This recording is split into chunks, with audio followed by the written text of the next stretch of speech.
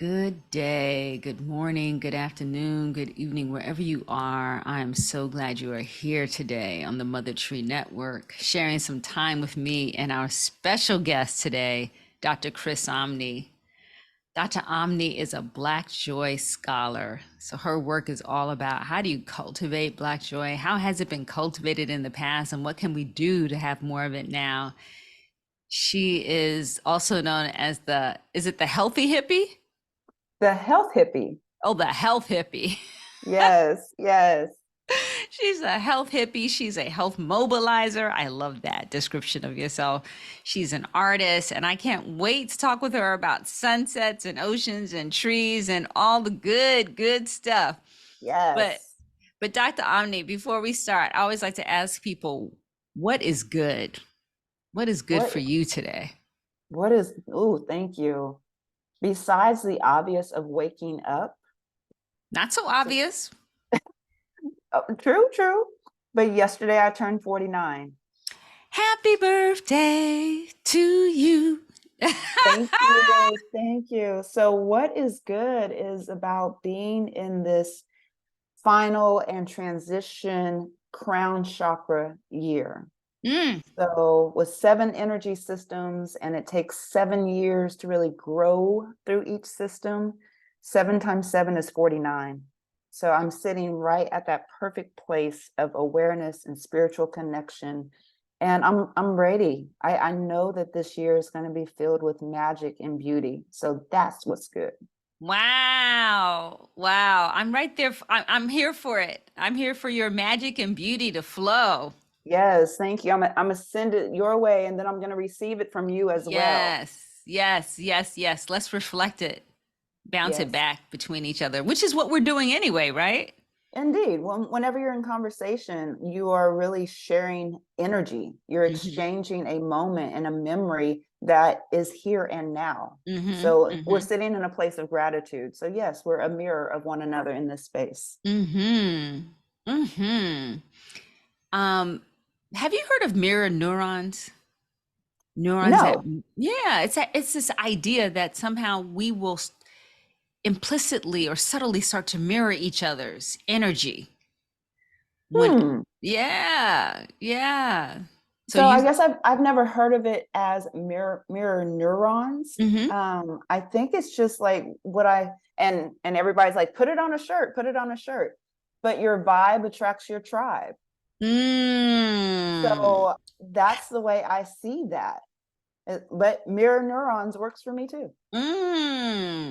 I love that your vibe attracts your tribe. So if you're attracting people that aren't vibing with you, what does that mean? Then that means it could be a teachable moment as well.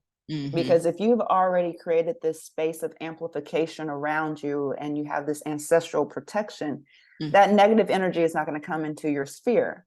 But if somebody is not there to match that vibe, they might be there to learn about that vibe because they're on a journey to elevate themselves. Mm-hmm. So that's what, for me, that's what it means. Mm-hmm. Mm-hmm. Mm. Yeah. Wow. There's a lot there. I want to, and I really want to talk about joy, Mm-hmm. you know, speaking of the vibe. So, what have you found in your scholarship about Black joy? Oh, I thank know that's a you. big question. Thank you. Thank you.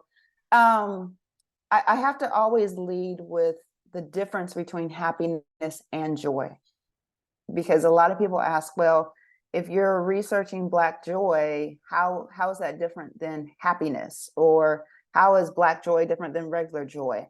So I'll take it back to at least my definition. Happiness happens to you, joy happens within you. So it is very possible to hold both joy and pain in the same body at the same time. Whereas happiness is something that just kind of comes in. And this, like a birthday celebration, could be a moment of happiness. But the joy that I feel about reaching this crown chakra age is going to carry with me forever. So for me, I like to differentiate between joy, of that's that inner peace. And what I've learned about Black joy in my research is that it's a collective. So for some people, joy is just an individualistic state, but Black joy is community. Black joy is collective. It is me witnessing my fellow queens and my brothers and their joy. And this is also in Buddhist practice, where empathetic joy is something that you feel by watching and witnessing somebody else's joy. And that's what I've discovered in my research. It's phenomenal and fascinating at the same time, because not only is it collective, it supports in a twisted way the strong Black woman phenomena. So my first research study was called Black Joy in Green Spaces, which we'll talk about here pretty soon. But in response to this collective state and collective ideology, the strong Black woman phenomena is really an ethics of care ideology, where we care for other people, sometimes at the expense of caring for our own selves. So while I was working on my dissertation, all of the participants were dealing with something in their own lives. One was in the middle of her own defense to become Dr. Jerry. Another one was finishing up her master's program, or the semester of her master's program. So she's in graduate school. And the other one was dealing with an immediate death in her family. So that strong Black woman, you have that cape on, and they decided to take care of me in that space, to be a part of my research. So it became this collective state of joy when we're there to uplift one another, even though we're carrying our own individual baggage and pain. Mm-hmm. Yeah. So I love that what you said about you can carry joy and pain at the same time. It's yeah. Um, if you live long enough, you know that's true, right? Yes, Yeah. yes. Uh-huh. And how do you like if you wake up, for example, and or it could happen at any point in any day. You could all of a sudden find yourself in a pity party. You could find yourself, feeling resentful. I mean, all the feelings that we have. You could feel overwhelmed by reading the news. So how do you cultivate from the inside that joy? That is a beautiful question as well. I lead with saying that when people say take one day at a time, Hmm. I challenge that and say take one moment at a time. Because just as you said, even within one day, you could cycle through emotions. Yes. I could be like in this super hype state with you right now, and then get off this Zoom call and then get a phone call, and it just changes my world. Yeah. And that really is the cycle of life. But what I come back to, which is to answer your question of how do you cultivate that joy, find those moments that have happened that you can hold on to and transport yourself back to. The easiest one for me is my mama. Hmm. That I watched my mama transition from a 26-year battle with cancer. Mm. So that was a painful moment, but I was able to hold on to that joyful state of my mama watched me take my first breath. She was the vessel that I came through with support of my dad, right? Hmm. So it was a painful moment, but I can transport myself back to day one of she watched that first breath. Hmm.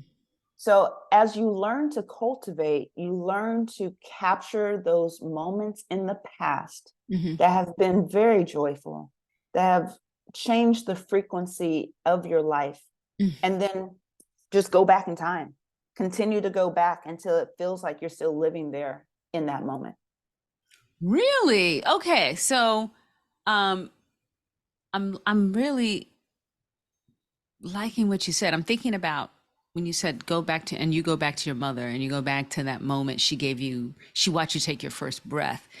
And, you clearly love your mother and you If I was to put a word on it, what I kind of felt coming from you was gratitude for her, you know? Yes. Yeah. Yes. Yeah. And I love that you use that word because my nephew messaged me probably about a month ago, and he's like, Auntie, how do you cultivate gratitude? Mm, So it becomes that question, how do you cultivate joy? How do you cultivate gratitude? It takes time. mm, It takes time. I am a grower. I don't call myself a gardener. I am a grower. So I have a lot of rescue plants. I have a container garden. I have some vegetables and some fruit on the side of the house. So I grow with love. But as you cultivate these different spaces, you understand that that growth does not happen overnight, that you have to nurture it day in, day out. And it doesn't mean that you have to water it frequently, like every single day, but just to acknowledge its presence and its beauty. I think that's the way we cultivate anything.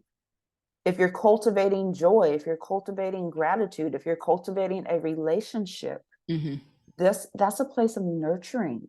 mm. It takes time to build that. Yes. And, before we started the conversation, before we started the recording, I mentioned I saw a turtle on your cup. And then you proceeded to tell me what? How many turtles are in your space with you right now, or images of turtles? Well, let me lead with the biggest turtle that stays with me all the time. So Oh, Dr. Omni is showing us a magnificent turtle on her bicep. I carry that turtle with me, and over on my right, I have one, two, three, four, five turtles. I have a couple turtles over here.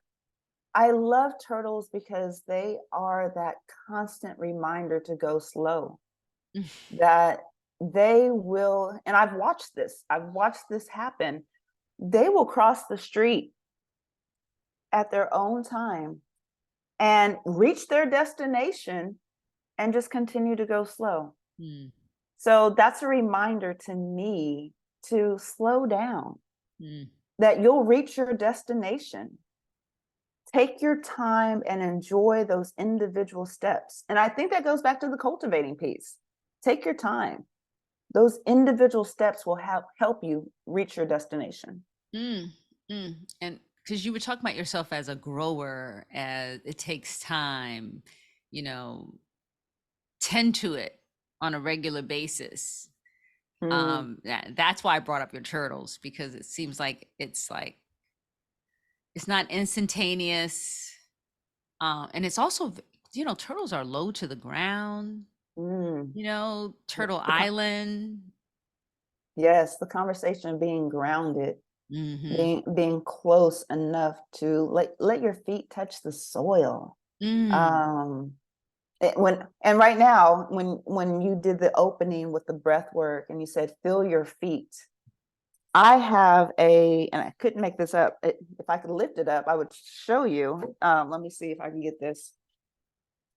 I have a cutting from a tree. Ooh. So I rest my feet on this tree and I ground myself in this space because I can't go outside for this interview, but I bring outside in. And, Yes. and just like what you said, turtles are that close to the ground and they get to feel the earth every single day. Mm. And you know what? I was looking at some photos, and my dog, we used to have two. One of our dogs passed on, but he lived a very long time, and he was always laying belly down on the ground. He was always looking for some dirt. Mm-hmm. When we went outside, he was like, "Arr," and then he'd be lying all down, getting all in it. Yes, we need that. We Mm-hmm. need to take that permission and that cue from your dog. Mm-hmm. And I didn't know about your journey with your dog, and my condolences. I went through the same thing this year. Mm. We had three, now we have two, and they all love the sun and they all love to be that close, belly down. Yes. Yes. And so I just want to shout out belly down. If you're feeling anxious, if you're feeling overwhelmed, go belly down. Hmm. Hashtag that one. Mm-hmm. Hashtag. Hashtag belly down. So, I want to come back to Black joy because you could have just done your thesis on joy or your Hmm. dissertation on joy, but you chose to do it on Black joy. So, tell me about that. The reason is I was extremely tired of the deficit narrative, Mm-hmm. extremely tired. My background for 25 years is in public health. Mm-hmm. I have a master's degree in public health. My thesis was on physical activity to improve the health and well-being of Black women, but it was physical activity to address the health disparities. And the health disparities I looked at were cancer, diabetes, and hypertension. Mm-hmm. And I was even guilty of what I am so tired of now, of perpetuating that deficit narrative by constantly repeating what's wrong with Black people. Mm-hmm. So for the show and for your audience, just so they can understand the heaviness of this, that Black women are 42% more likely to die from cancer. We are 60% more likely to be diabetic. More likely 30, than who? the comparison is always white women. Okay. They always compare Black and white. Okay. So that's another conversation in and of Right. itself. Mm-hmm. But 42% more likely to die from cancer, 60% more likely to be diabetic, 30% more likely to die from stroke. Over 80% of us are overweight, 53% of us are obese. And when you continuously share these statistics, Mm-hmm. it's heavy to hear as a Black woman or a public health professional as a whole, but it's even heavier to hold, to be a Black woman and to know these statistics are impacting my queens. But what they're not saying in this canon of research is that 100% of us still live with stories of joy. My mama, who was in that first statistic of 42% more likely to die from cancer, she still lived with joy. She even died with joy. Mm-hmm. Mm-hmm. So, what people are not hearing in the research is, how can joy be a social determinant of health? So, I wanted to change the narrative to focus on what is right with us, Mm. to conduct studies that run counter to any other public health study where they just continue to cite what's wrong. Mm-hmm. There is a queen by the name of Dr. Angela Dunbar who said that it is time for us to have complete studies that are absent of pain. When I read her words, that was the download, that was the permission, that was the green light that says, go forward and do complete studies that are absent of pain. Mm. So, give me an example of what would be a complete study absent of pain. Mm. So my last study was Black Joy in Green Spaces, Mm-hmm. where specifically we explored nature's influence on the emotional impact of Black women, right? I had to situate, sadly, I had to situate it in what was wrong. But then the majority of the research was, how is nature a healing space for us? How do we experience joy in nature? So the research methodology that I used involved, the methods were walking, photography, and a concept called photo elicitation interviewing, where all the participants could just go into nature and take pictures of things that brought them joy. Okay, I love this.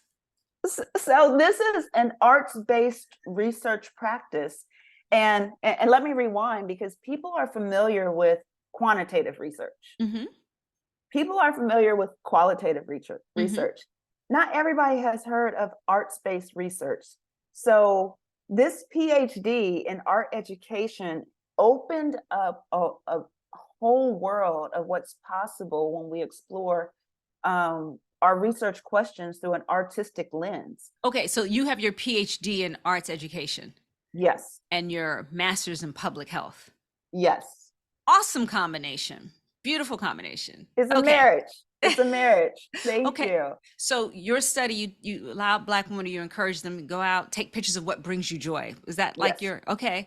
that was it. Oh, That and was then it. what did you learn? The hardest part is for me to tell them that they could take as many photos as they want, but for the sake of time, they can only select 5 to bring back into the interview space. So we were out in nature together, and I watched them as they were taking their pictures, which is also another level of care. And for IRB sake, it's about this ethics of protection.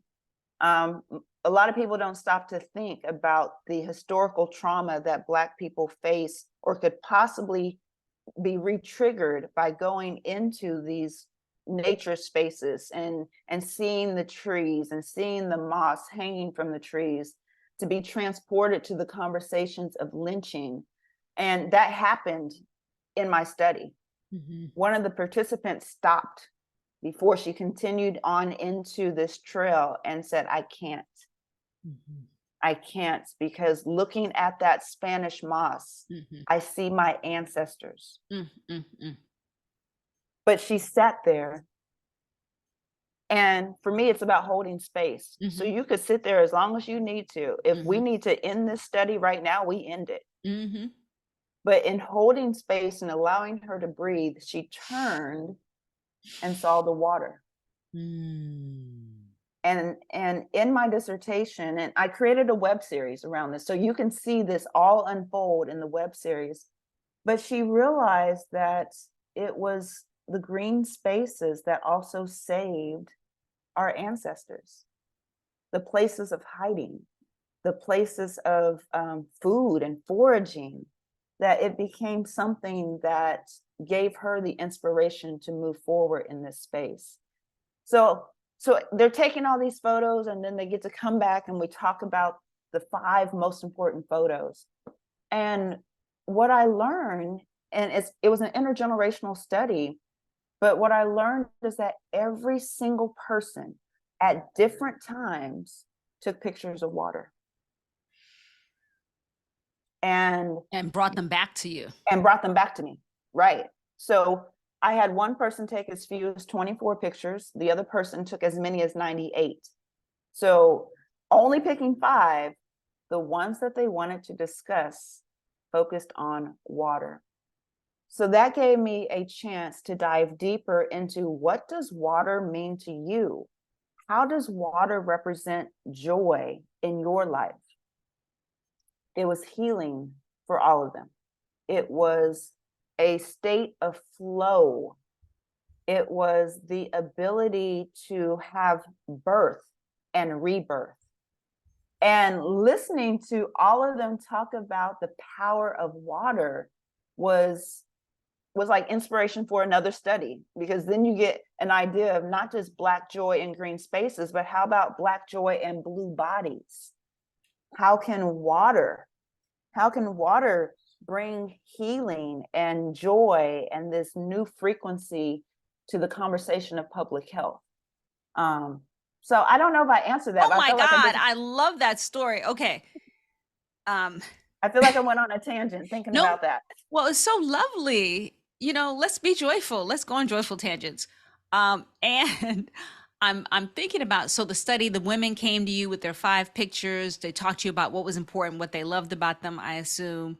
And did that like increase their sense of joy?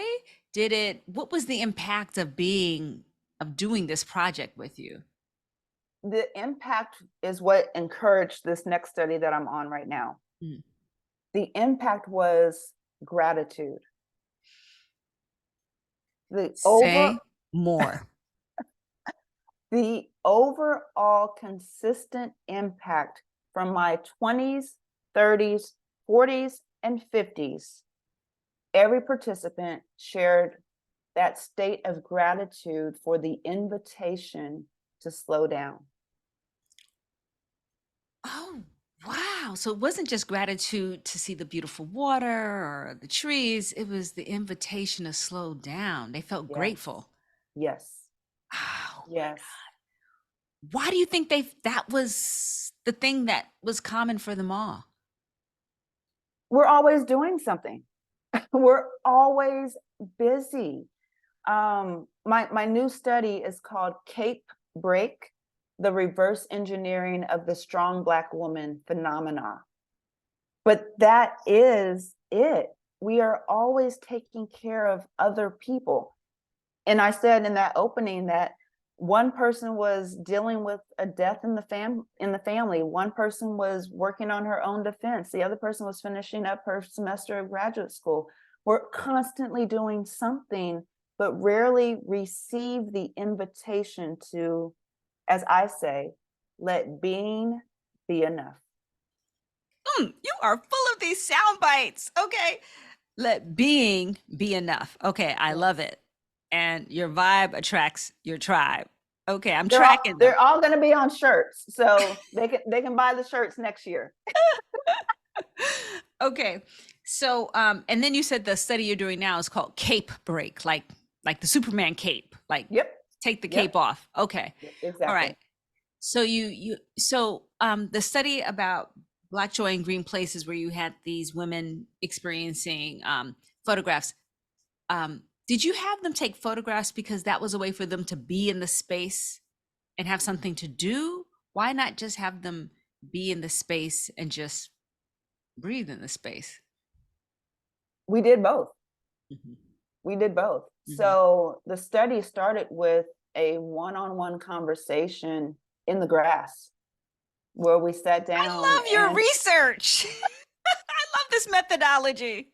thank Okay. you. Thank you. So we sat down and we got grounded, and the breeze was blowing, the trees were right there, the sun was shining on us, and they just had a moment to talk. And it was semi-structured in the interview space.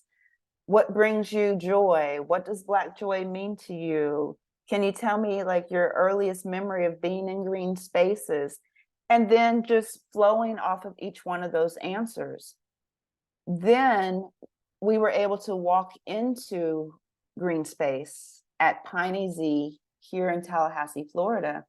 And the reason for the picture taking is because it sounds corny, but a picture is worth 1,000 words. And a lot of times we hear, let me walk in your shoes. But this gave you a chance to walk in their shoes and look through their lens. Mm, That's why I selected photography. mm, And it's not about being a professional photographer because girl, that's not my strength. mhm, I enjoy taking pictures. I enjoy creating the web series, mhm, but it's not pure top-notch professional quality. mhm. But in the method of photo elicitation interviewing and just the method of photography, period, it's never about the professionalism. Right. It's about the moment. It is about the story you are trying to capture in the photo. Mm, And it makes you be present. It makes you observe. There was one of the participants who would walk there frequently, but to stop and take pictures, she had never, at this level, had never done. So right. that the pictures in itself become another invitation to Right. see. Ooh, to see and to slow down, to see what you see and to see, is that what I want to photograph? Hmm. Yeah, I see it. It's just it's getting more and more present. Yes, yes, Mhm, thank you. And mhm, and that's why I keep on going back to let being be enough. mm, Can I just be here and feel this breeze? Can I be here and capture this moment of the butterfly? Can I be here and just see that water as it ripples back and forth towards me and away from me? mm, We need more invitations like that. mm. And my research provides those invitations for Black women. Mm. So we're going to take a break right here, and when we come back, we're going to hear more from Dr. Chris Omni, scholar of Black joy. And I just love this arts thing and arts as a methodology. Yes, more. Please bring it on. Okay, but we'll be right back.